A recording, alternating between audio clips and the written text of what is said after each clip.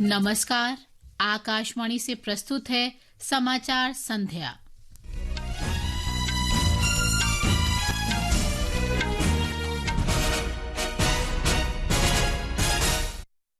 इलेक्ट्रॉनिकी और सूचना प्रौद्योगिकी मंत्री अश्विनी वैष्णव ने कहा, सरकार को आईटी हार्डवेयर के लिए उत्पादन से जुड़ी प्रोत्साहन योजना के अंतर्गत देश में लैपटॉप, पीसी और सर्वर के उत्पादन के लिए कंपनियों से उत्साहवर्धक प्रतिक्रिया मिली है। केंद्रीय संस्कृति मंत्री जी किशन रेड्डी ने कहा, घरेलू रसोई गैस सिलेंडर की कीमत में कटौती से करोड़ों लोगों, विशेषकर गरीब महिलाओं को मदद मिलेगी। देश के विभिन्न भागों में रक्षाबंधन के त्योहार का हर्षोल्लास। पाकिस्तान की एक विशेष अदालत ने पूर्व प्रधानमंत्री इमरान खान की न्यायिक हिरासत की अवधि 13 सितंबर तक बढ़ाई। और अमरीकी ओपन टेनिस टूर्नामेंट के दूसरे दौर में आज रात पोलैंड की ईगा श्वियातेक का मुकाबला ऑस्ट्रेलिया की डारिया सेविल से होगा।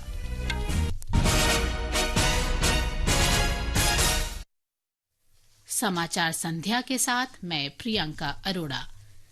इलेक्ट्रॉनिकी और सूचना प्रौद्योगिकी मंत्री अश्विनी वैष्णव ने कहा है कि सरकार को आईटी हार्डवेयर के लिए उत्पादन से जुड़ी प्रोत्साहन योजना के तहत देश में लैपटॉप, पीसी और सर्वर के उत्पादन के लिए कंपनियों से उत्साहवर्धक प्रतिक्रिया मिली है। उन्होंने कहा कि भारत विश्व में ज्यादातर कंपनियों के लिए भरोसेमंद और विश्वसनीय साझीदार बन गया है। श्री वैष्णव ने आज नई दिल्ली में संवाददाताओं को बताया कि भारत की विनिर्माण क्षमताओं को बढ़ाने के लिए इस योजना के तहत अब तक 32 आवेदन प्राप्त हुए हैं। इस योजना के तहत आवेदन जमा कराने का आज अंतिम दिन है। श्री वैष्णव ने कहा कि 17,000 करोड़ रुपए के बजटीय आवंटन के साथ इस वर्ष मई में आईटी हार्डवेयर के लिए पीएलआई योजना के दूसरे चरण को मंजूरी दी गई थी। श्री वैष्णव ने कहा कि लैपटॉप, पीसी और सर्वर के उत्पादन से जुड़े इन कारखानों से 75,000 लोगों को प्रत्यक्ष रोजगार मिलने की संभावना है।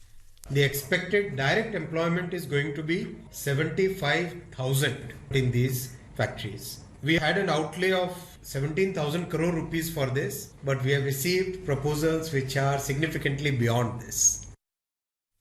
घरेलू रसोई गैस सिलेंडर में 200 रुपए की कमी लागू हो गई है। उज्ज्वला लाभार्थियों को प्रति सिलेंडर 400 रुपए की सब्सिडी दी जा रही है। केंद्रीय संस्कृति मंत्री जी किशन रेड्डी ने कहा कि ये रक्षाबंधन का उपहार है। उन्होंने कहा कि इससे करोड़ों लोगों, विशेषकर गरीब महिलाओं को लाभ होगा।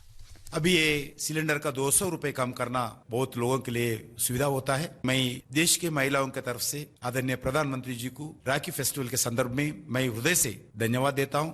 उसके साथ साथ लगभग 75 लाख का नया गैस कनेक्शन देने का भी भारत सरकार ने निर्णय किया है।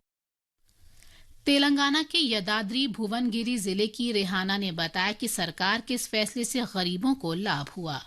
गैस का दाम उतरे से बहुत खुशी की बात है। खर्चों को तो काम में आते 200 रुपए, 1200 रुपए था हर महीना, अब 1000 रुपए हुआ। महाराष्ट्र के वर्धा जिले की गृहिणी शीतल चोरडिया सरकार के इस निर्णय से खुश हैं। उन्होंने कहा कि सरकार के इस कदम से घरेलू खर्चों के बोझ में कमी होगी। रक्षाबंधन के मौके पर मोदी सरकार ने जो हमको 200 रुपए सिलेंडर पर ऑफ करके दिया है, वो बहुत अच्छा गिफ्ट है और हमको इसमें बजट में भी राहत मिलेगी और 200 रुपए हम हर महीने की बचत भी कर सकते हैं।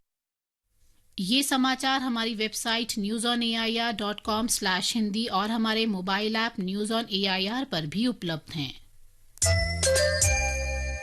सुनो गीता, बड़ी ठंड लग रही है, जल्दी से रजाई लाओ। अरे आपको तो बुखार है। कपकपी के साथ बुखार मलेरिया हो सकता है। आपको रजाई से ज्यादा डॉक्टर की जरूरत है। जी हाँ, बुखार, कपकपी, सिर दर्द, बदन दर्द, मचली और उल्टी आना मलेरिया के लक्षण हैं। देर न करें, तुरंत निकटतम स्वास्थ्य केंद्र या अस्पताल जाएं, खून की जांच कराएं और पूरा इलाज मुफ्त पाएं। जब कपकपी बुखार सताए, मलेरिया की जांच कराएं। स्वास्थ्य एवं परिवार कल्याण मंत्रालय, भारत सरकार द्वारा जनहित में जारी। ये आकाशवाणी है। केंद्रीय वाणिज्य और उद्योग मंत्री पीयूष गोयल ने कहा है कि G20 शिखर सम्मेलन वैश्विक व्यापार बढ़ाने, भारत में निवेश आकर्षित करने और बहुपक्षीय संगठनों में भारत की भूमिका बढ़ाने की दिशा में महत्वपूर्ण आयोजन है। नई दिल्ली में भारतीय निर्यात संगठन परिसंघ के उत्तरी क्षेत्रीय निर्यात श्रेष्ठ पुरस्कार समारोह को संबोधित करते हुए उन्होंने कहा कि भारत गौरव से परिपूर्ण तथा प्रतिभाओं से संपन्न राष्ट्र है और समूचा विश्व मानता है कि ये दुनिया की आर्थिक प्रगति के लिए भविष्य में सबसे महत्वपूर्ण वाहक है। प्रधानमंत्री के प्रधान सचिव डॉक्टर पीके मिश्रा ने आज नई दिल्ली में G20 समन्वय समिति की बैठक की अध्यक्षता की। उन्होंने नई दिल्ली में G20 नेताओं के शिखर सम्मेलन की तैयारियों की समीक्षा की। समन्वय समिति की ये 9वीं बैठक थी। बैठक में G20 सचिवालय और विदेश, गृह, संस्कृति, सूचना और प्रसारण मंत्रालय तथा दूरसंचार विभाग के वरिष्ठ अधिकारी शामिल हुए। बैठक के दौरान प्रधान सचिव ने सभी संबंधित अधिकारियों और संगठनों के प्रमुखों को शिखर सम्मेलन के निर्बाध आयोजन के लिए सभी प्रयास करने को कहा। विभिन्न एजेंसियों के बीच सुगम समन्वय के लिए भारत मंडपम में विभिन्न एजेंसियों का नियंत्रण कक्ष बनाया जाएगा। डॉक्टर मिश्रा ने आयोजन स्थल पर नटराज की प्रतिमा लगाने के कार्य की प्रगति की समीक्षा की। आगंतुक नेताओं की पत्नियों के लिए कार्यक्रम स्थल को विशेष रूप से सजाने के कार्य की समीक्षा की गई। G20 के लिए पहली बार मोबाइल ऐप विकसित किया गया है। ये G20 इंडिया ऐप एंड्रॉयड और iOS से डाउनलोड किया जा सकता है। G20 शिखर सम्मेलन से पहले दिल्ली पुलिस ने सुरक्षा के मद्देनजर राष्ट्रीय राजधानी में पैराग्लाइडर्स, हैंग ग्लाइडर्स और हॉट एयर बैलून्स जैसे हवाई उपकरणों के संचालन पर रोक लगा दी है। दिल्ली पुलिस आयुक्त संजय अरोड़ा की ओर से जारी आदेश में कहा गया है कि कुछ आपराधिक और असामाजिक तत्व तथा भारत से विद्वेष रखने वाले आतंकवादी ऐसे उपकरणों से आम जनता और शिखर सम्मेलन में आने वाले प्रतिनिधियों की सुरक्षा के लिए खतरा पैदा कर सकते हैं। इसलिए मानव रहित विमानों, रिमोट संचालित विमानों और कम शक्ति के छोटे विमानों की उड़ान पर प्रतिबंध लगाया गया है। G20 शिखर सम्मेलन के दौरान ऐसे सभी हवाई उपकरणों पर प्रतिबंध रहेंगे और दोषी लोगों को भारतीय दंड संहिता के अंतर्गत सजा दी जाएगी। प्रवर्तन निदेशालय ने हिमाचल प्रदेश छात्रवृत्ति घोटाला मामले में हिमाचल प्रदेश, पंजाब, हरियाणा और दिल्ली में 24 स्थानों पर तलाशी अभियान चलाया है। ये तलाशी अभियान राज्य शिक्षा विभाग के अधिकारियों, बैंकों और निजी विश्वविद्यालयों तथा संस्थानों से संबंधित संस्थाओं के मालिकों पर चलाया गया, जो कथित तौर पर छात्रवृत्ति निधि के दुरुपयोग में शामिल थे। निदेशालय के अनुसार तलाशी अभियान के दौरान 75 लाख रुपए की नकदी जब्त की गई और बैंक खातों में पड़े 2 करोड़ 55 लाख रुपए फ्रीज कर दिए गए। हरियाणा सरकार ने नई शिक्षा नीति में आत्मनिर्भर भारत के लिए अनुसंधान को बढ़ावा देने के प्रस्ताव को मंजूरी दी है। इसमें विज्ञान, टेक्नोलॉजी, सामाजिक विज्ञान और मानविकी में मुख्यमंत्री फेलोशिप शामिल है। इसमें हर परियोजना के लिए 75,000 से 1 लाख रुपए तक की राशि दी जाएगी।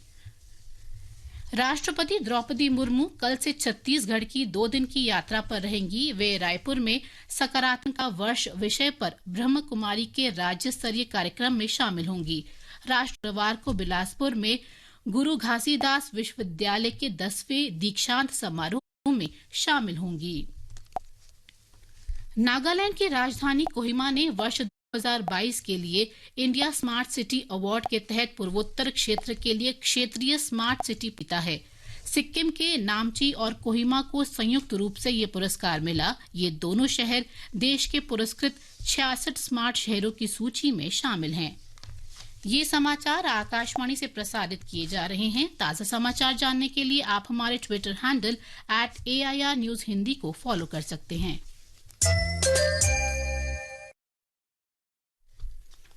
समाचार संध्या में आपका फिर स्वागत है।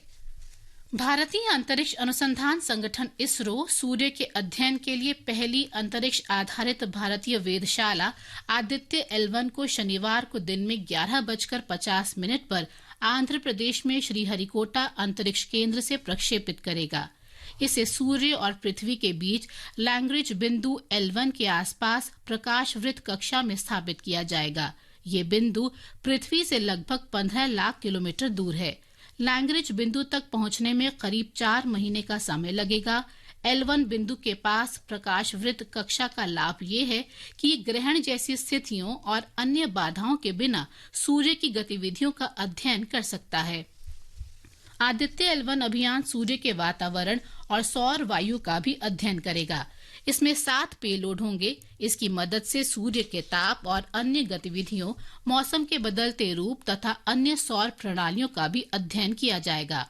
इसरो ने देशवासियों को PSLV C-57 को रवाना किए जाने को देखने का निमंत्रण दिया है। इस प्रक्षेपण को श्रीहरिकोटा की दर्शन दीर्घा से देखने के लिए ivg.shar.gov.in/VSCR रजिस्ट्रेशन वेबसाइट पर पंजीकरण कराया जा सकता है। पाकिस्तान की विशेष अदालत ने पूर्व प्रधानमंत्री इमरान खान की गोपनीय दस्तावेज मामले में न्यायिक हिरासत की अवधि 13 सितंबर तक बढ़ा दी है। ये निर्देश इस्लामाबाद हाईकोर्ट द्वारा तोशाखाना मामले में उनकी 3 साल की जेल की सजा को निलंबित करने के एक दिन बाद आया है। ये मामला गुप्त राजनयिक दस्तावेज से संबंधित है जो कथित तौर पर इमरान खान के पास से गायब हो गया था। उनकी पार्टी का आरोप है कि इसमें इमरान खान को सत्ता से बेदखल करने की अमेरिका की ओर से धमकी दी गई थी। रूस के विभिन्न क्षेत्रों में आज ड्रोन हमले हुए। स्कोफ शहर में हवाई अड्डे पर हवाई हमले से अफरा तफरी मच गई और सेना के 4 परिवहन विमान क्षतिग्रस्त हो गए। स्कोफ के गवर्नर मिखाइल वेदिनिकोफ ने कहा है कि रूस की सेना ने हमलावर ड्रोन खदेड़ दिए और कोई घायल नहीं हुआ। अधिकारियों ने फौरी तौर पर हवाई क्षेत्र को बंद कर दिया है, जबकि स्कोफ के हवाई अड्डे से आज सभी उड़ानों को रद्द कर दिया गया। प्रधानमंत्री नरेंद्र मोदी ने रक्षा बंधन पर देशवासियों को बधाई दी है। श्री मोदी ने कहा कि रक्षा बंधन का शुभ पर्व भाई बहन के बीच अटूट विश्वास और प्रेम को समर्पित है तथा भारत की पावन संस्कृति का प्रतीक है। प्रधानमंत्री ने कामना की कि रक्षा बंधन प्रत्येक व्यक्ति के जीवन में प्रेम और स्नेह की भावना मजबूत करेगा। प्रधानमंत्री ने नई दिल्ली में अपने निवास पर बच्चों के साथ रक्षा बंधन का पर्व मनाया। बच्चों ने प्रधानमंत्री को राखी बांधी और हाल ही में चंद्रयान 3 मिशन की सफलता पर सकारात्मक भावनाओं को व्यक्त किया। अजरबैजान के बाकू में फिडे विश्व कप का रजत पदक प्राप्त करने के बाद स्वदेश लौटने पर भारतीय शतरंज ग्रैंड मास्टर प्रज्ञानानंद का चेन्नई हवाई अड्डे पर भव्य स्वागत किया गया।